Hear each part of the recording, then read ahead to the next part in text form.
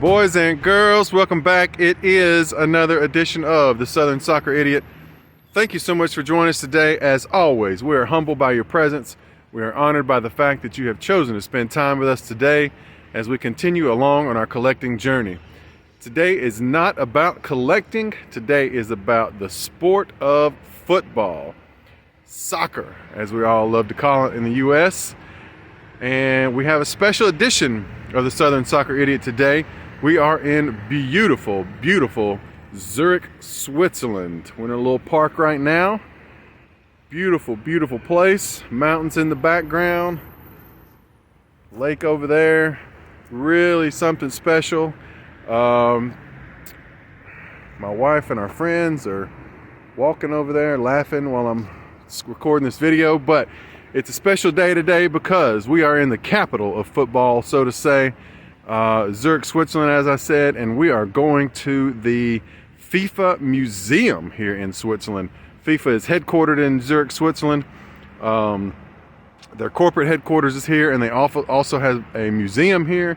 And I am going to take you all on a little journey to the museum today. I am really, really looking forward to this, and I hope you all will enjoy it as well. Beautiful, beautiful place here, Zurich. So let's head right on over to the museum and let's see what we see inside. Thanks for joining us today. Drop a like, shoot us a comment, and subscribe if you had yet to do so. All right, we have arrived at this beautiful square here, train station in Zurich, and beautiful church there, and just across the street is the FIFA Museum.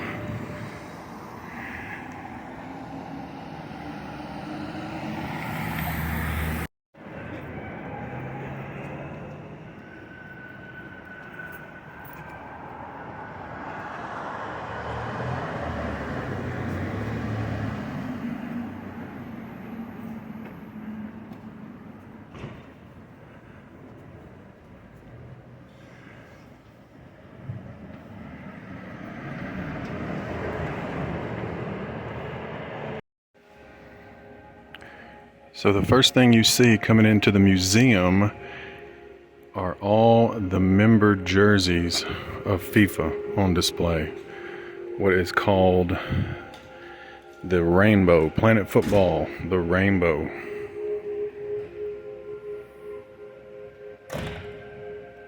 $211 members of FIFA, and each one has a jersey on display here. From Bhutan to Zambia, Argentina to Somalia, Nigeria to Kingdom of Saudi Arabia, the US, Norway, they're all here. Beautiful, beautiful, beautiful display.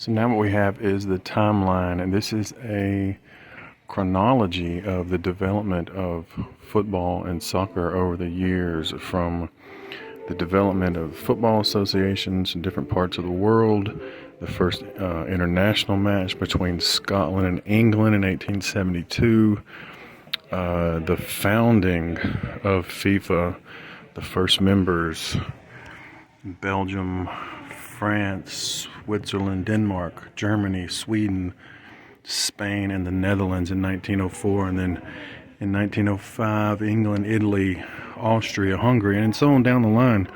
But then also some interesting things. You have the development of rules over the years, including in 1901, the introduction of the penalty kick. 1883, crossbars become mandatory. 1913, you see where goalkeepers can only go out a certain distance from the goal and still handle the ball. Really, really fantastic documentation of the history of football along through here. And up top you have the presidents of FIFA throughout the history. You know, some more loved than others. Excuse me for clearing my throat there. But just a lot of cool things, you know, along the timeline, the history of football, all the way up until basically present day, when just a few short years ago, Mbappe won his first World Cup, Messi won his first World Cup, and the Women's World Cup just last year with Spain being victorious, and the introduction of VAR in 2018.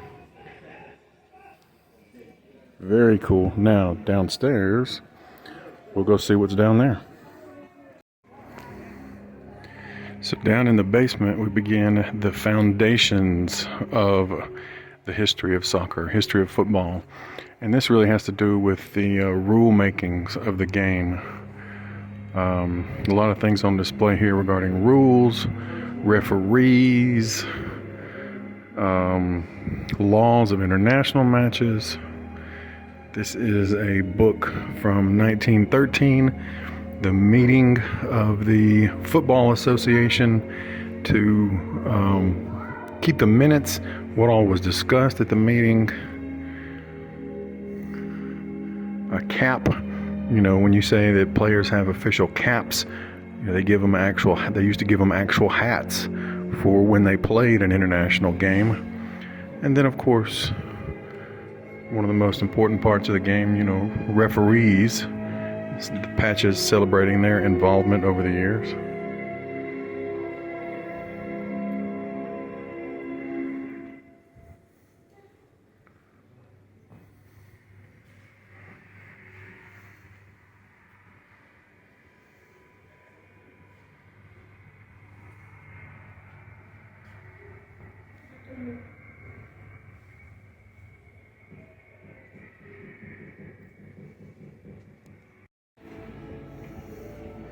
So now we're in the FIFA World Cup gallery. There is both a women's side on the left. It starts with the first Women's World Cup in 1991. And then on the right over there is the men's gallery that starts in 1930. It goes all the way to 2022, which are most recent. But right here in the front, when you come in, you get to see the trophies. This is the FIFA Women's World Cup trophy. And over here is the Men's World Cup trophy, a real beauty.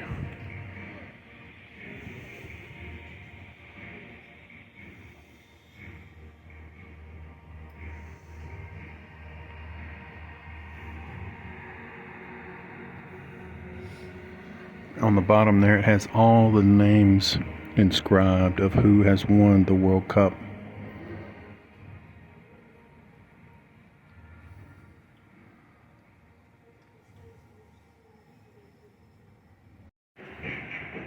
So here in the Gallery of Champions, I do have to make special note of the 1986 World Cup, because that is when I really started paying attention to soccer, football as a kid. And Maradona, as many of you know, absolutely ran wild in that World Cup. Argentina beat West Germany in the final 3-2. You can see all the results of the group games and then the knockout stages there.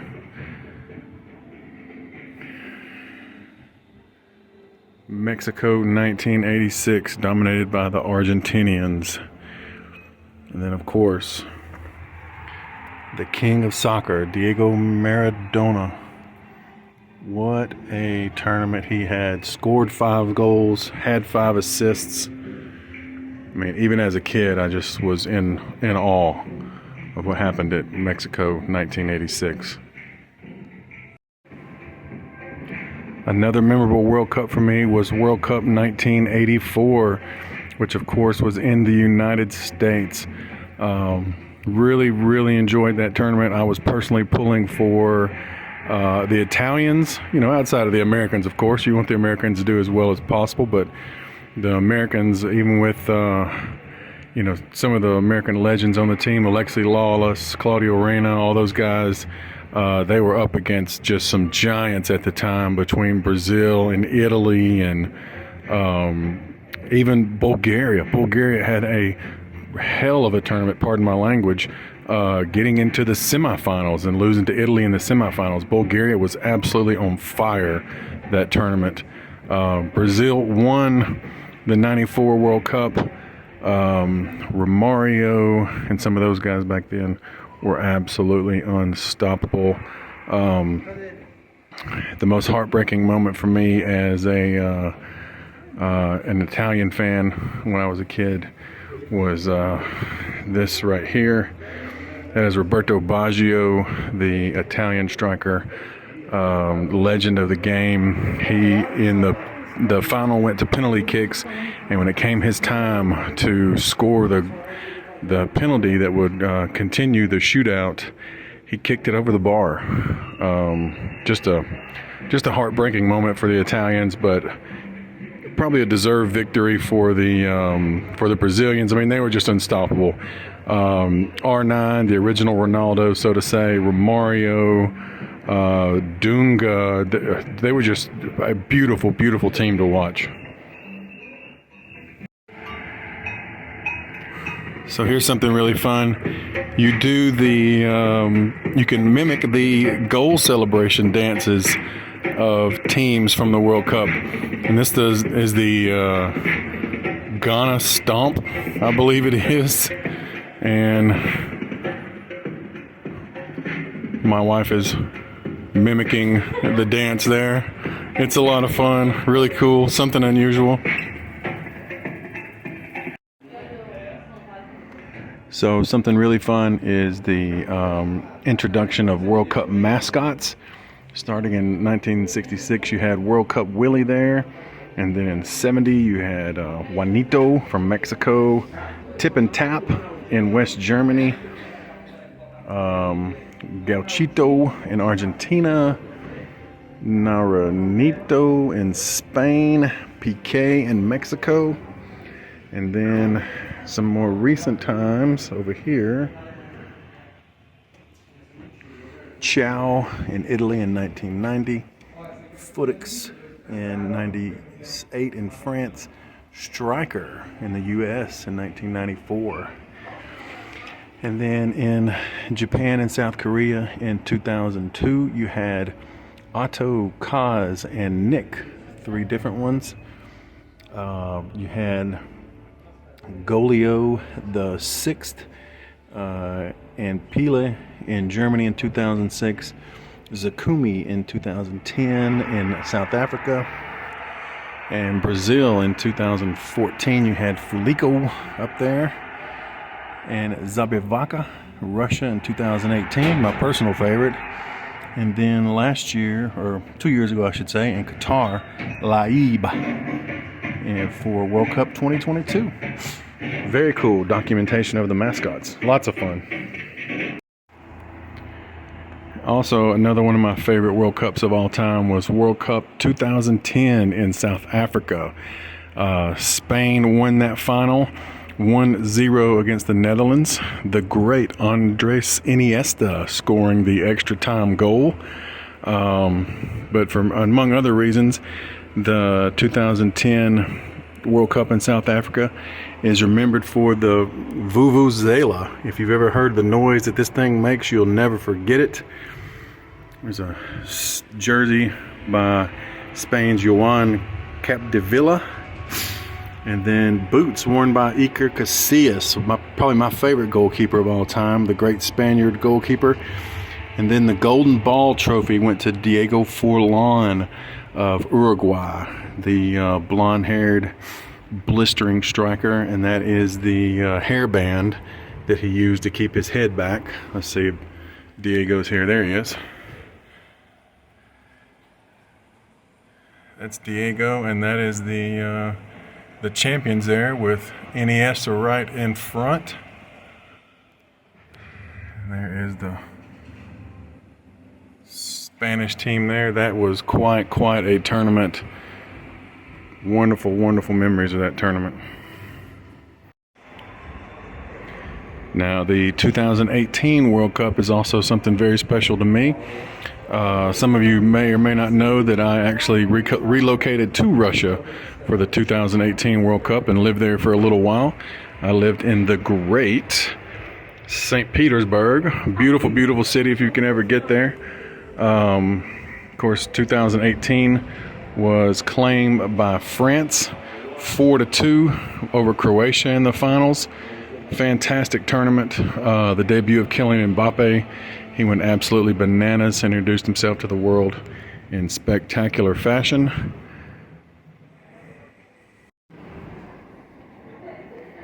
And of course, our most recent World Cup, Qatar 2022, claimed by the Argentinians, led by Lionel Messi. A lot of fun to watch that tournament.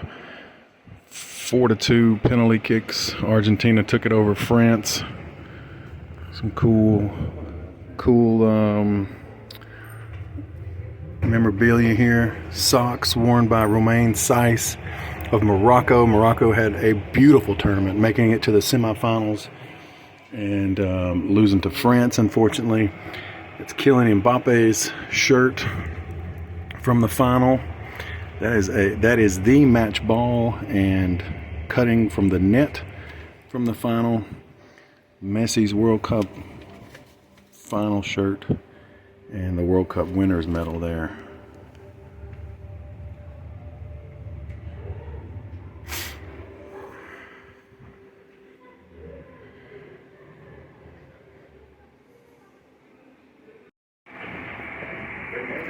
So here's something really interesting. These are seats from all the different, well, not to say all, but from a lot of different venues where World Cup matches were played. And they're all different. They all sit different. They have different sizes, different, the backs of them are different. The seating is different. The fold up, maybe they just are static and don't fold at all. Like this one from St. Petersburg, Russia, is actually really well contoured and really comfortable to sit in. But then you've got like maybe one from Brazil here that's just like fold out and flat, not comfortable at all. South Africa, Saint Etienne in France, Shizuoka in Japan, Johannesburg, South Africa. Yokohama, Japan here, the red one. Just, that's something really cool too. And then you even had, some of the seatings were not impressive at all, like the München Stadium, the Olympia Stadion. That's all you had, no back. But now, look at this one from Rutenburg in South Africa. Look at that. That's some fancy seating right there. But very cool, very cool.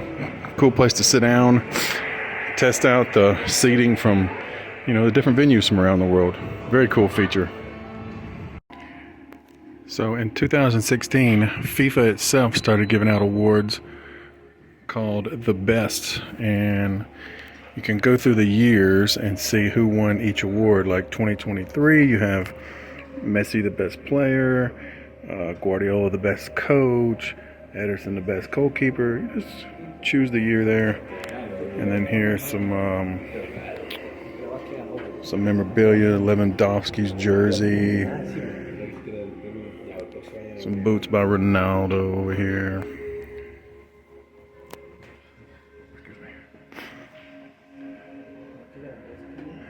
The FIFA trophy itself, the best.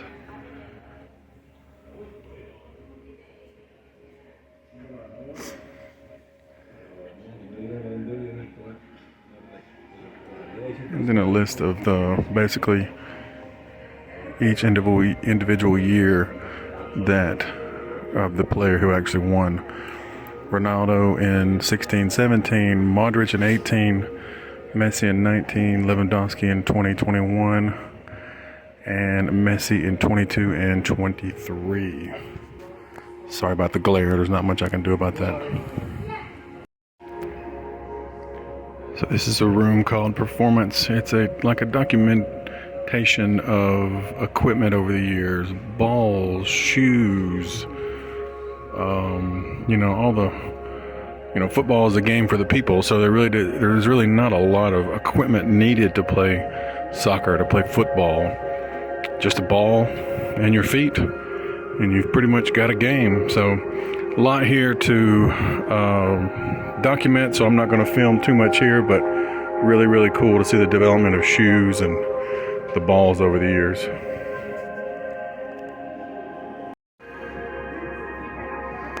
Now we will do a little bit of a video here. Identity,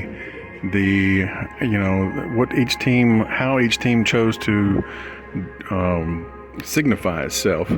All the way back in the days with just simply wearing caps in the early 1900s to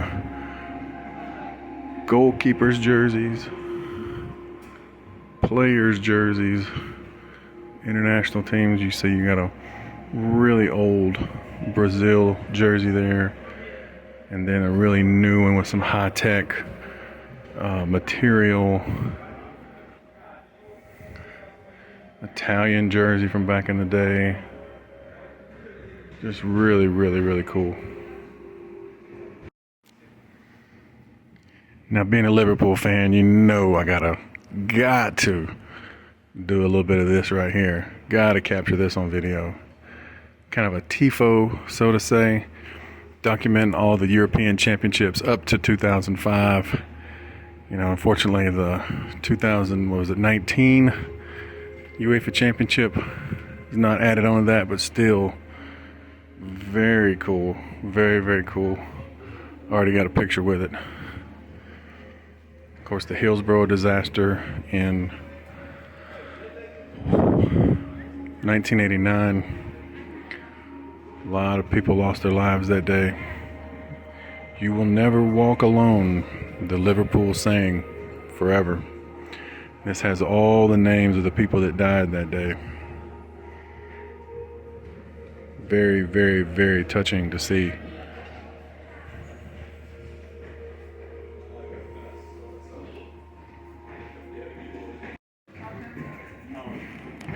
So here's a really fun little room where they have got some soccer skill games, kind of 3D video games recreated.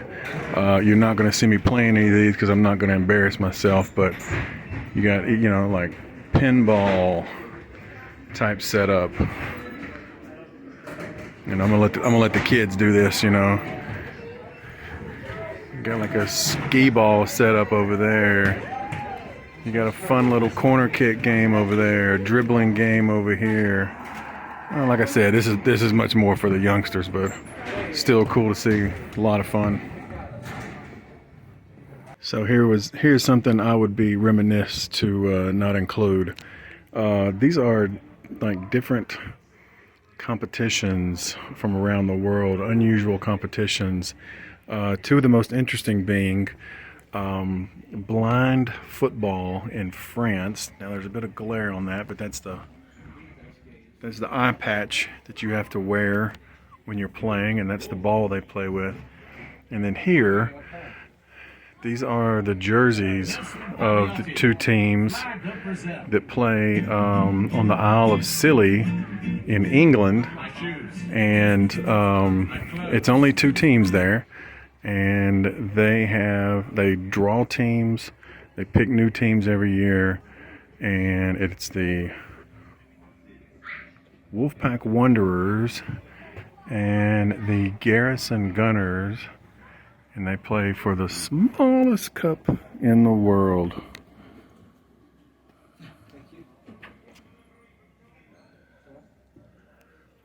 Just had to show y'all that. So I'm not going to do a big advertisement for the FIFA gift shop here, but super cool. You can get some awesome throwback jerseys. Germany, Sweden, Spain. Actually, that's Belgium right there. Sorry, that's Belgium. Italy, Mexico, and you can get like the official mascot from back in the days from different World Cups. Spain, 82. Brazil, 1950. Germany, 2006. Just a lot of cool stuff here. So heading out of the gift shop now, on our way out. Gotta show you this super cool staircase. Hopefully I don't fall and kill myself going backwards.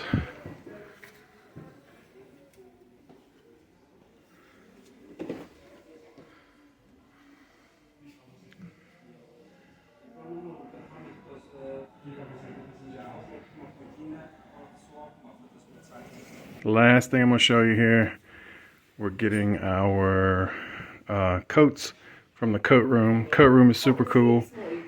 Each locker has a different name of heroes from world football. Paolo Maldini, Iron Robin, R9, the original Ronaldo, of course Messi here. My favorite player ever, Ronaldinho. But with whom did we choose to hold our things and protect our things? Of course, with the Swedish Lion, Ibrahimovic. And that's it. Time to go. All right, everyone, that's it for today. I hope y'all really enjoyed it. If somehow you can get to Zurich, Switzerland, definitely come to the FIFA Museum. It was absolutely fantastic. Wonderful experience. There's so much more than I could even video here today. It would have just taken too long. There's a lot of people there, and they have just as much right to look at everything and read over things as anybody else. But thanks for joining us today. As always, this has been I